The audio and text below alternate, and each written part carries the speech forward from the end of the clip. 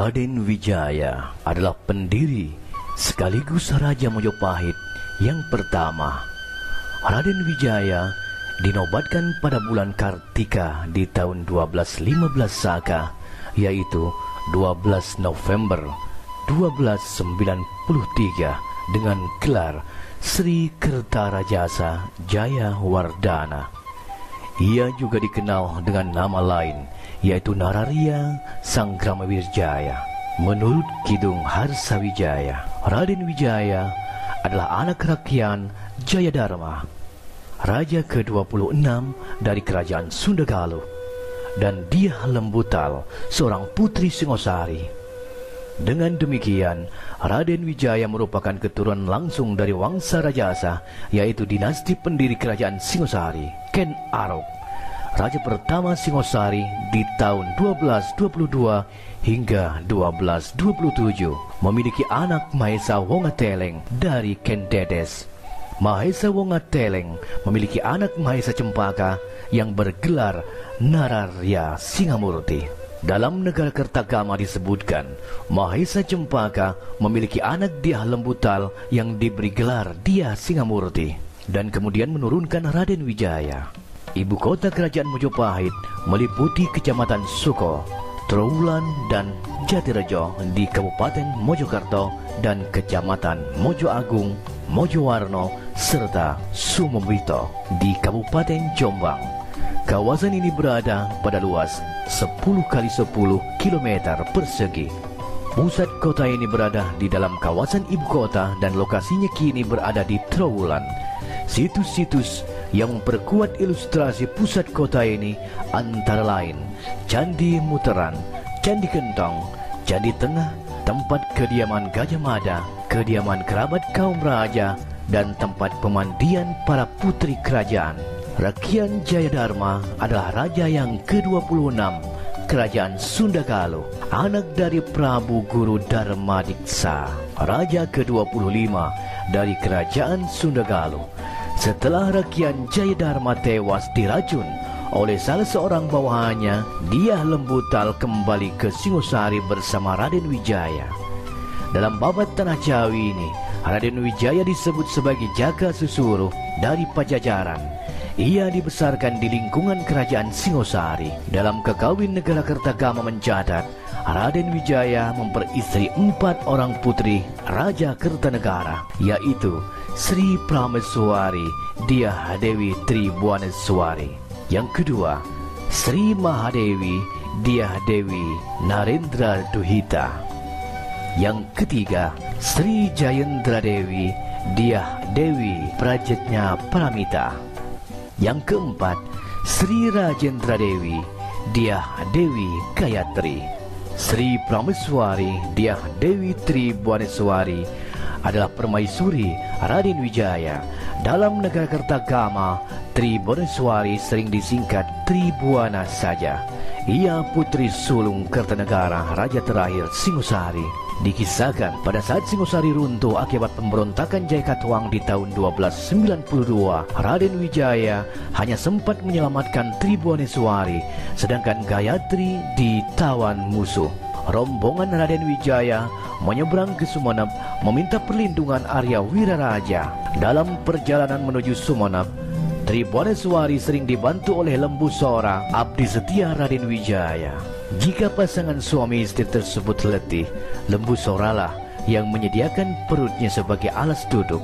Jika menyeberang rawa-rawa, Lembu Soralah menyediakan diri menggendong Tribuana. Raden Wijaya kemudian bersekutu dengan Arya Wiraraja untuk menjatuhkan Jayakatwang. Ketika Raden Wijaya berangkat ke Kediri berpura-pura menyerah pada Jayakatwang, Tribuana ditinggal di Sumenep. Baru setelah Raden Wijaya mendapatkan hutan tarik untuk dibuka menjadi desa Mojopahit, Tribuana datang dengan diantar Ronggolawe, putra Arya Wiraraja. Berita ini terdapat dalam Kidung Panji Wijayakrama. Sepeninggal pasukan Mongol di tahun 1293, Kerajaan Mojopahit didirikan Raden Wijaya sebagai raja pertama. Tribuana menjadi permaisuri utama selaras gelar Tribuana Iswari. Namun para raton menyebut bahwa ada istri Raden Wijaya yang dituakan di istana yang bernama Darapetak, putri dari kerajaan Darmansara yang melahirkan Jayanegara, sang putra mahkota.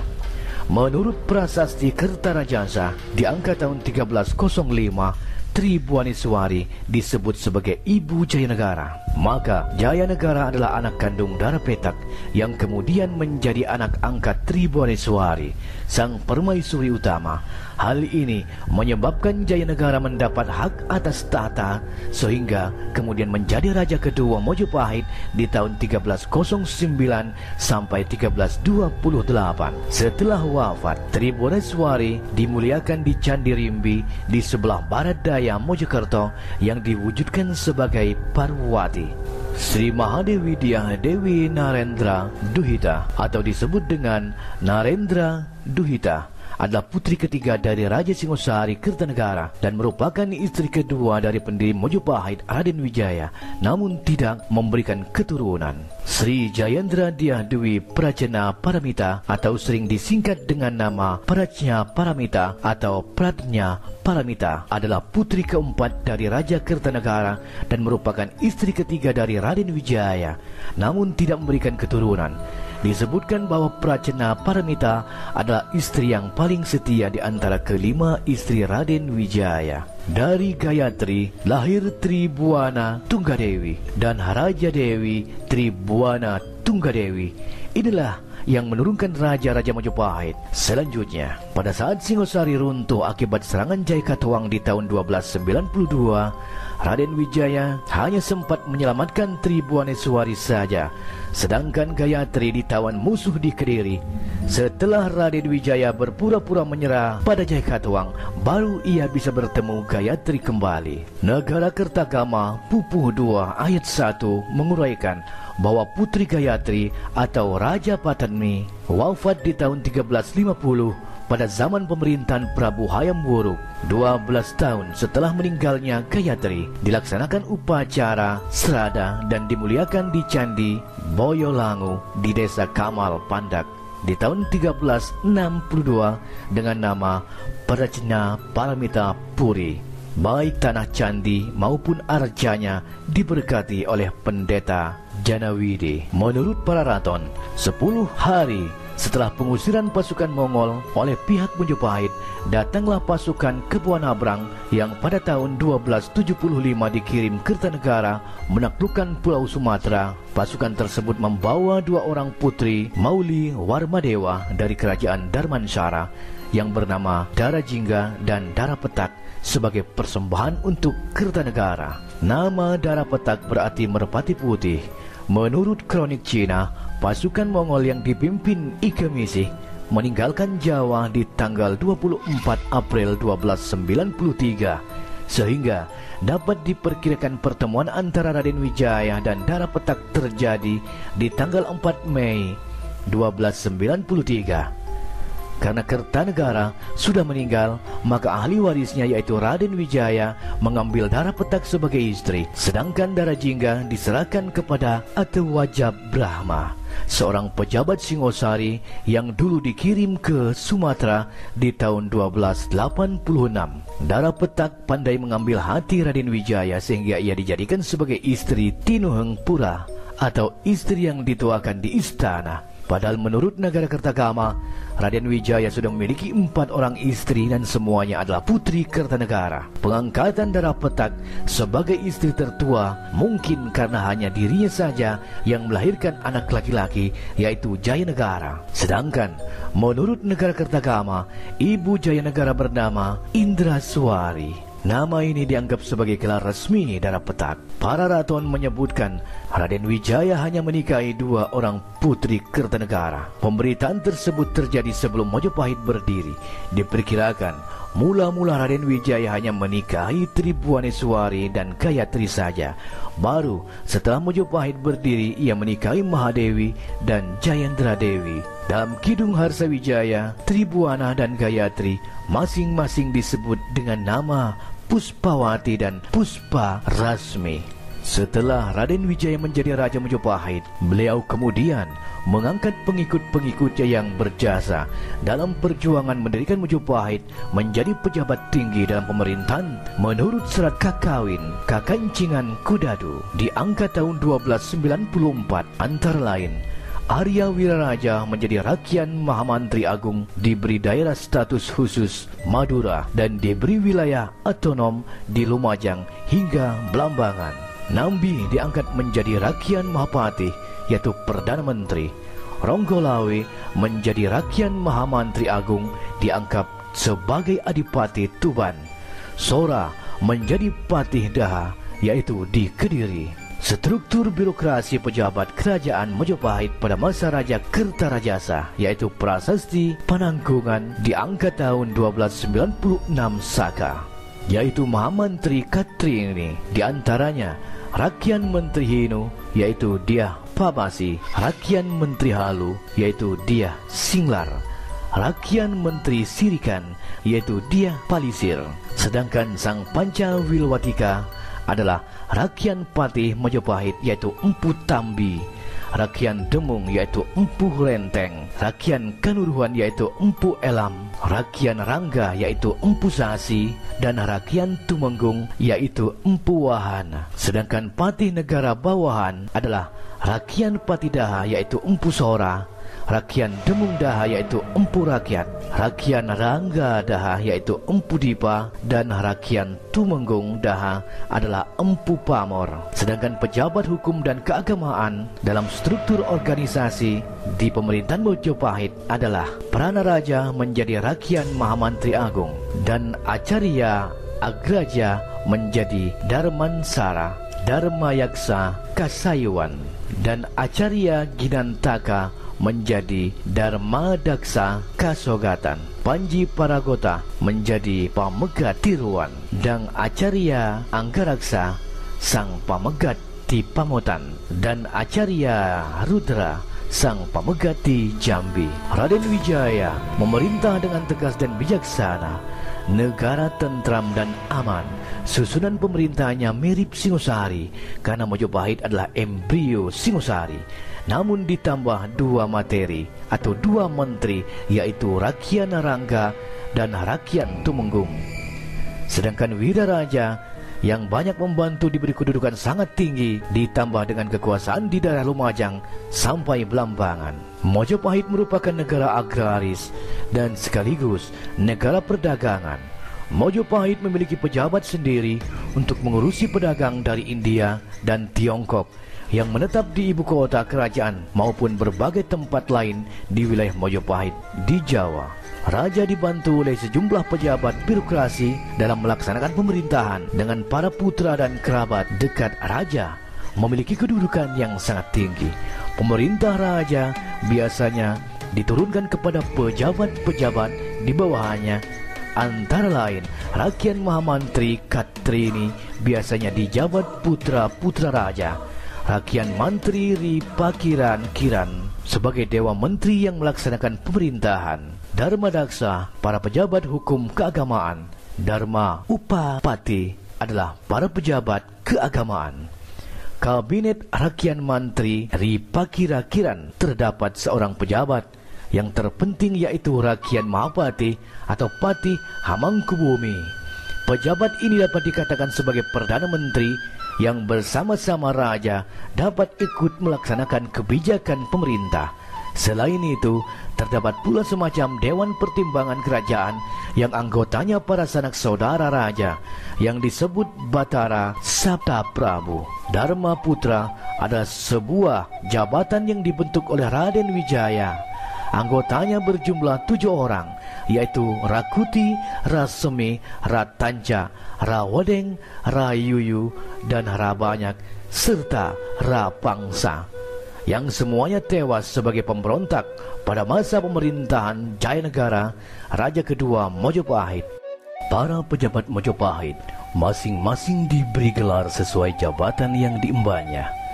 Golongan Rakian Mahamantri Katrini, Rakian Mahamantri Hinu Rakian Mahamantri Sirikan, Rakian Mahamantri Halu, dan Pasangguhan atau Hulu Balang yang terdiri dari dua, yaitu Pranaraja dan Nayapati. Sang Pancawilwatika 5 pembesar yang diserahi tugas untuk menjalankan pemerintahan Majapahit, yaitu Pati Amangkubumi, Patih Demung, Patih Kanuruhan, Patih Harangga, dan Patih Tumenggung, serta Juru Pangalasan, yaitu pembesar wilayah mancanegara dan Narapati negara-negara bawahan. Golongan Arya adalah kedudukan lebih rendah dari rakyat, namun jasa-jasanya seorang dihormati dengan gelar Wreda Mantri atau Menteri Sepuh. Dan Acarya diperuntukkan bagi para pendera, Siwa, dan Buddha yang bergelar Dharma Daksa atau Hakim Tinggi. Pembagian wilayah, yaitu di bawah Raja Majapahit terdapat pula sejumlah raja daerah yang disebut Paduka Batara. Mereka biasanya merupakan saudara atau kerabat dekat raja yang bertugas dalam mengumpulkan penghasilan kerajaan, upeti, dan pertahanan kerajaan di bawahnya atau di wilayah masing-masing. Sebagaimana prasasti Wingun Pitu di tahun 1447 Masehi menyebut bahwa pemerintahan Majapahit dibagi menjadi 14 daerah bawahan yang dipimpin oleh seorang yang bergelar Bre, Daha, Jagaraga, Keling, Kabalan, Kahuripan, Matahun, Kembang Jenar, Tumapel, Wirabumi, Kelingkapura, Tanjungpura, Singhapura, Pajang, dan Wangkar. Piagam Kudadu menyebutkan bagaimana watak Raden Wijaya sebagai panglima perang yang menunaikan tugas dari Raja Kertanegara. Dalam pengabdiannya, ia menunjukkan kedisiplinan serta kesetiaan kepada pemerintah yang diberikan dan menunaikan tugas tiada tercela. Demikian pula terhadap teman-teman seperjuangannya, Raden Wijaya memberikan kedudukan yang tinggi kepada para pengikutnya sesuai dengan jasa yang selama masa perjuangan. Namun, rasa keadilan bagi masing-masing orang berbeda-beda. Setelah Raden Wijaya dinobatkan sebagai raja, timbullah rentetan ketidakpuasan di antara pengikut-pengikutnya. Sebagaimana contoh pengikut setia yang sangat berjasa, yaitu Ronggolawe di angka tahun 1295. Ronggolawe atau Rakian Mantri Dwipantara Arya Adikara atau Arya Adikara adalah salah satu pengikut Raden Wijaya yang sangat berjasa besar dalam perjuangan mendirikan Majapahit. Namun meninggal sebagai pemberontak pertama di tahun 1295. Dalam Kidung Panji Wijaya Krama dan Kidung Ranggalawe menyebut bahwa Ronggolawe sebagai putra Arya Wiraraja Bupati Sumenep. Ia sendiri tinggal di Tanjung yang terletak di Madura sebelah barat. Pertemuan pertama dengan Raden Wijaya terjadi ketika Ronggolawe diutus oleh ayahnya, yaitu Arya Wiraraja yang menjabat sebagai Bupati Madura untuk mengantar Tribuaneswari dari Sumenep ke Majapahit bersama banyak kapuk dan Mahesa Pawakal utusan Raden Wijaya. Ronggolawe mempunyai watak yang agak gerasa-gerusu, bicaranya lantang, namun mempunyai kelebihan dalam hal menyusun siasat perang, dan dalam pertempuran ia adalah orang yang pemberani dan ahli menggunakan senjata atau bermain pedang. Namun di balik sifatnya yang kasar, Ronggolawe adalah seorang yang berani, jujur, dan mempunyai tekad besar, yaitu berani mempertaruhkan jiwanya untuk membela Raden Wijaya. Ronggolawe kemudian membantu Raden Wijaya membuka hutan tarik menjadi desa Majapahit. Nama Ronggolawe sendiri merupakan pemberian Raden Wijaya. Lawe merupakan sinonim dari kata wenang yang berarti benang atau juga berarti kekuasaan.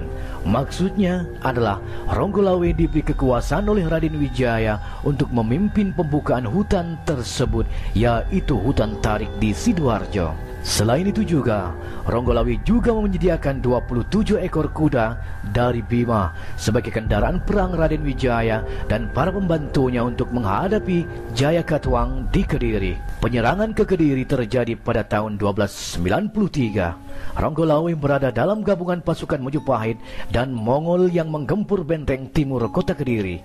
Pemimpin benteng bernama Sagarawinatan mati di penggal Ronggolawe. Setelah Kediri runtuh, Raden Wijaya menjadi raja pertama Majapahit. Menurut Kidung Ronggolawe, atas jasa-jasanya, Ronggolawe diangkat menjadi Bupati Tuban yang merupakan pelabuhan utama Jawa Timur saat itu. Dalam Prasasti Kudadu diangkat tahun 1294 yang memuat daftar nama pejabat awal Majapahit ternyata tidak mencantumkan nama Ronggolawe. Yang ada adalah nama Arya Adikara dan Arya Wiraraja. Dalam Pararaton, Arya Adikara adalah nama lain Arya Wiraraja. Namun Prasasti Kudadu menyebutkan dengan jelas bahwa keduanya adalah nama dua orang yang berbeda. Nama Arya Adikara sebagai nama lain Ronggolawe. Dalam tradisi Jawa ada istilah nunggak semi, yaitu nama ayah dipakai seorang anak. Jadi, nama Arya Adikara yang merupakan nama lain adalah Arya Wiraraja kemudian dipakai sebagai nama gelar Ronggolawe ketika diangkat sebagai pejabat Majapahit. Dalam Prasasti Kudadu, ayah dari anak tersebut menjabat sebagai pesangguhan. Masing-masing bergelar Rakyan Mantri Arya Wiraraja, Maka Pramuka, dan Rakyan Mantri Dwipantara Arya Adikara. Kisah pemberontakan Ronggolawe yang merupakan perang saudara pertama di Majapahit disebutkan dalam Pararaton terjadi di angka tahun 1295 dan diuraikan panjang lebar dalam Kidung Ronggolawe. Pemberontakan itu dipicu oleh ketidakpuasan Ronggolawe atas pengangkatan Nambi sebagai Rakyan Patih Majapahit. Menurut Ronggolawe, jabatan patih sebaiknya diserahkan kepada Lembu Sora yang dinilainya jauh lebih cakap dan berjasa dalam perjuangan daripada Nambi. Ronggolawe juga mendapat hasutan dari tokoh licik bernama Mahapati, sehingga ia nekat menghadapi Raden Wijaya di ibu kota, menuntut penggantian Nambi oleh Lembu Sora.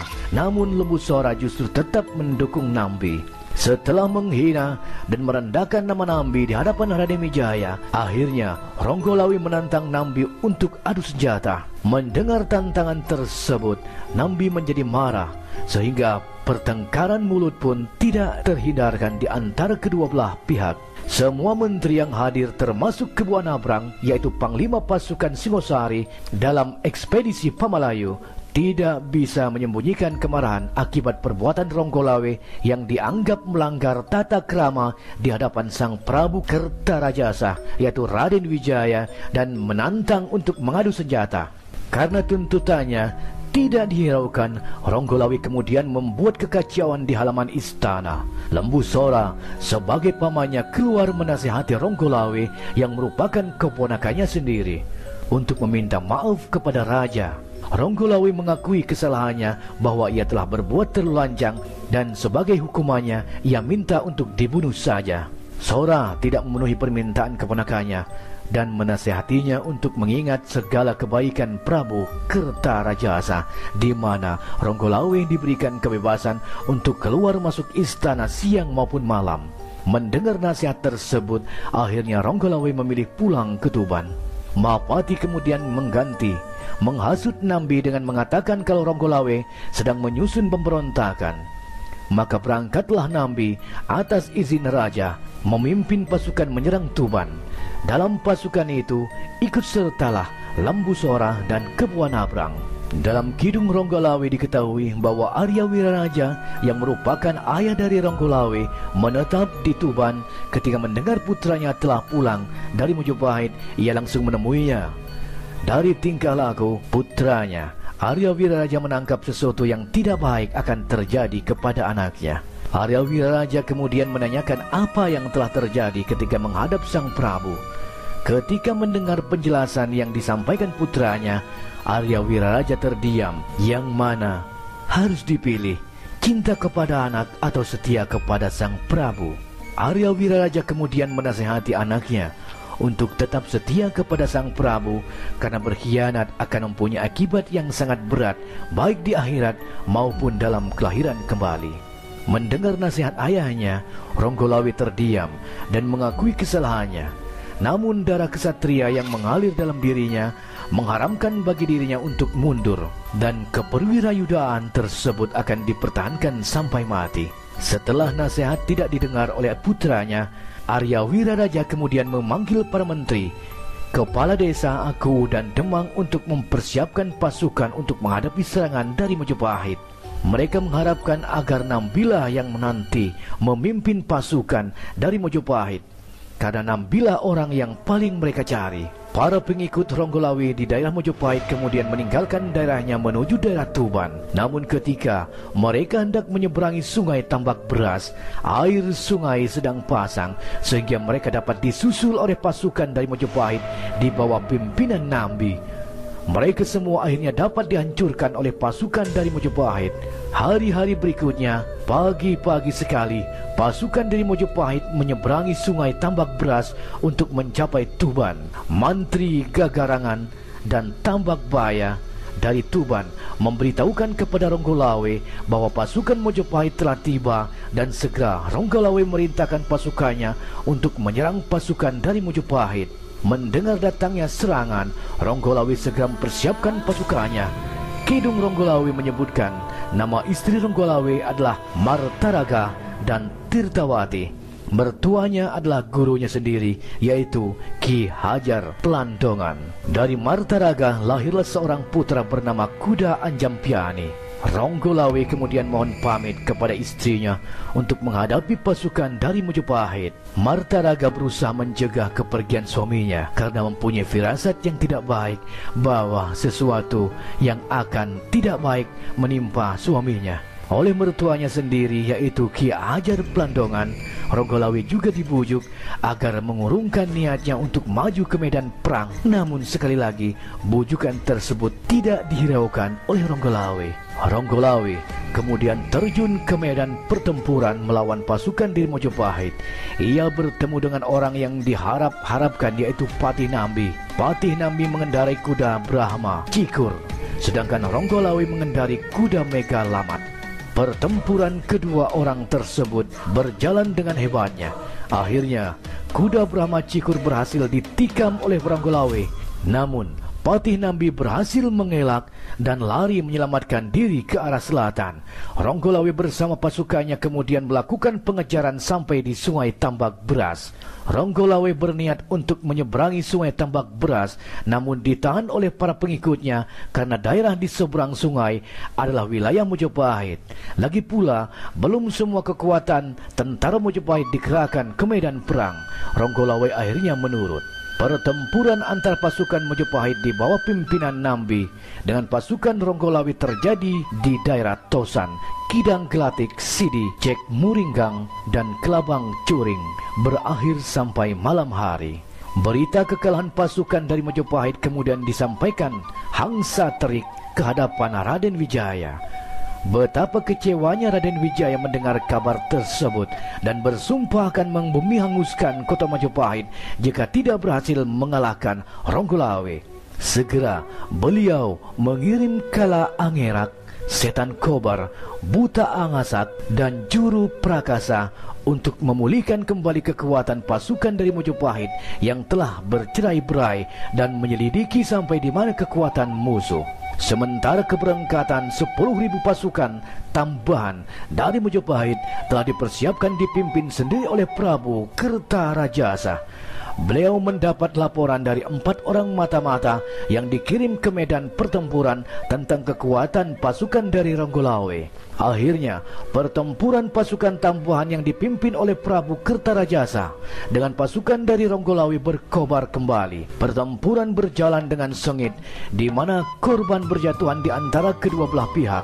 Sementara itu, untuk menghindari makin banyaknya korban yang berjatuhan, Sora meminta izin kepada Prabu Kertarajasa untuk menghadapi Ronggolawe. Prabu Kertarajasa mengizinkan. Akhirnya Ronggolawe dikepung dari 3 arah, yaitu Kebonabrang dari arah timur, Gagak Sarkara dari arah barat, dan Majang Mekar dari arah utara.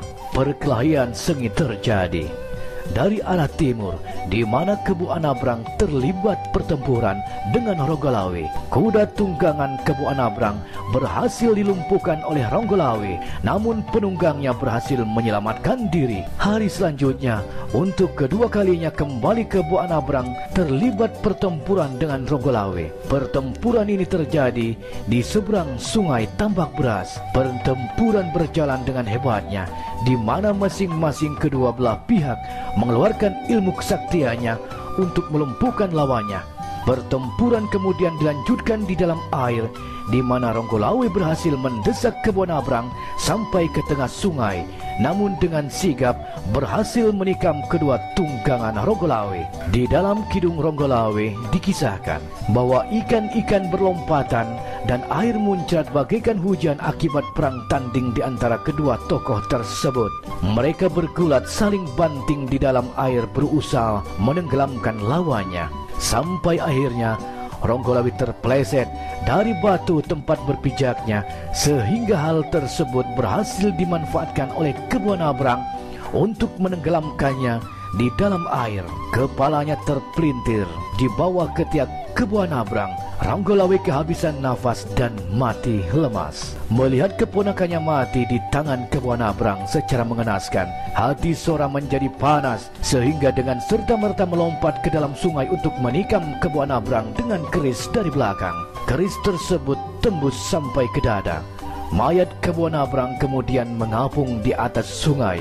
Pembunuhan terhadap rekan sepasukan inilah yang kelak menjadi penyebab kematian Lembu Sora di tahun 1300.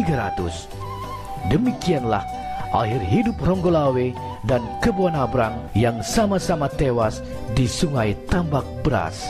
Jenazah Ronggolawe dan Kebu Anabrang kemudian dibawa ke Mojopahit untuk diupacarakan secara terhormat. Mengingat jasa besar kedua tokoh tersebut, Ronggolawe adalah seorang pahlawan pemberani yang siap mengorbankan seluruh jiwa raganya pada masa awal pembentukan Mojopahit, sedangkan Kebu Anabrang adalah panglima pasukan Singosari yang sukses menaklukkan Melayu pada zaman pemerintahan Prabu Kertanegara yang terkenal dengan ekspedisi Pamalayu di tahun 1275. Kisah pemberontakan Ronggolawe tidak terdapat dalam negara Kertagama di angka tahun 1365. Hal itu dapat dimaklumi mengingat negara Kertagama merupakan kitab pujian tentang kebesaran Mojopahit. Ronggolawe terkenal sebagai pahlawan, sehingga diperkirakan Empu Prapanca tidak tega mengisahkan kematiannya sebagai pemberontak. Ronggolawe gugur di tahun 1295. Arya Wiraraja merasa sakit hati dan memutuskan untuk menghadapi Prabu Kertarajasa untuk mengundurkan diri dari jabatannya dan menagih sang Prabu semasa perjuangan, yaitu membagi wilayah kerajaan menjadi dua. Janji tersebut kemudian dipenuhi oleh sang Prabu Kertarajasa, sehingga kemudian memutuskan membagi wilayah kerajaan menjadi dua. Bagian timur terus ke selatan sampai pantai diserahkan kepada Arya Wiraraja, kemudian menjadi raja dengan ibu kota Lumajang, dan bagian barat masih dikuasai oleh Raja Kertarajasa dengan ibu kota Mojopahit. Salam Rahayu dari kami, Sejarah Nusantara Ofisial.